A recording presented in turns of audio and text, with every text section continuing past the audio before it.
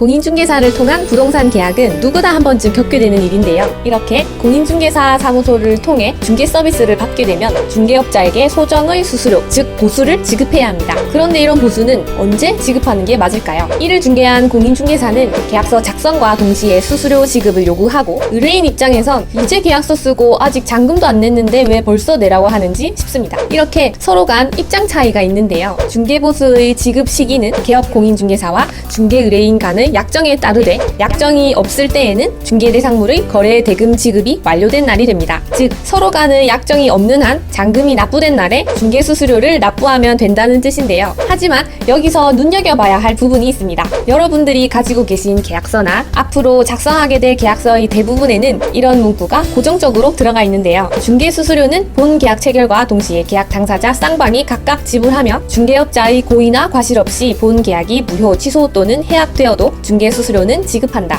이런 계약서상 문구를 눈여겨보지 않고 그냥 넘어가는 경우가 많기 때문에 도장 찍고 나면 바로 수수료를 지급해야 한다는 것입니다. 따라서 꼼꼼히 계약 문구를 확인하고 수수료 지급 시기를 협의보는 게 좋습니다. 한편 계약 상대방 한쪽에 사정이 생겨 부동산 계약이 해제되는 경우를 살펴보면, 계약이 해제되어 계약의 목적을 달성할 수 없게 된 경우인데도 중개수수료 지급을 요구하거나 지급했던 수수료를 돌려주지 않는 경우가 많이 발생하곤 합니다. 이 경우 계약이 파기됐는데 중개수수료를 지급하는 게 맞는지 의문이 들게 됩니다. 결론부터 말씀드리면 관련 법령 등에 따라 지급해야 함이 맞는데요. 공인중개사법 제32조에서는 개업 공인중개사의 고의나 과실로 계약이 파기되는 경우가 아닐 경우 당사자들에게 중개수수료를 받을 수 있게 되어 있습니다. 이처럼 공인중개사 입장에서는 쌍방에게 각각 받을 수 있지만, 이 같은 경우 계약이 파기되면 거래 상대방 중 한쪽에서는 계약금의 100으로 돌려주거나 몰수를 당하는 둘 중 한 가지 상황에 놓이게 되는데요. 이렇게 한쪽은 손해를 보는 상황에서 공인중개사도 손해보는 쪽 수수료를 받는 건 조금 난처할 수도 있지만, 그 결과는 공인중개사의 선택에 달려있겠죠. 따라서 계약이 파기될 변수가 있다고 예상된다면 계약 전 미리 이러한 상황을 이야기해보시는 것이 좋을 것 같습니다. 아는 만큼 이러한 분쟁에서 벗어날 수 있겠죠.